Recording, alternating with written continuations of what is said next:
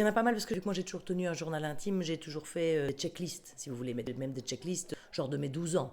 Bon, alors tout ne s'est pas réalisé. J'étais persuadée d'être la future femme de Patrick Bruel, mais je ne l'ai pas été, et c'est ok. Et par contre, rencontrer Michel Drucker, ça s'est fait. Jouer un jour à Paris, avoir mon affiche un jour dans le métro, ça s'est fait. Avoir mes romans publiés, c'est fait. Rêver de l'Olympia, ça va bientôt arriver. Enfin bon, après je ne pourrai le cocher que quand c'est vraiment fait, parce qu'on ne sait jamais, un tremblement de terre, enfin quelque chose. Enfin, tant que ça n'est pas fait, on ne coche pas. D'une manière plus privée, je rêvais d'avoir des enfants, je les ai eus. D'avoir une famille, ben, je l'ai. Je rêvais de sauter en parachute, je l'ai fait. Je rêvais de vivre aux États-Unis, je l'ai fait aussi, 1 an. J'avais 18 ans, c'était extraordinaire. Non, ce qui est très drôle, c'est qu'à l'époque où je faisais ces listes de rêves, j'étais toujours persuadée que j'allais y accéder très rapidement. Et tout le travail de ma vie a été de comprendre qu'en fait, les choses n'arrivent que quand elles doivent arriver. Ce qui, avec mon impatience naturelle, n'a pas été vraiment une chose aisée, parce que j'ai passé ma vie à me dire que tout était trop lent. Alors je rêve de jouer dans des films et de réaliser des films. Et j'aimerais aussi adapter mes propres romans au cinéma. Donc finalement, pourquoi ne pas peut-être espérer gagner un jour un Oscar du meilleur film étranger? Ah bon,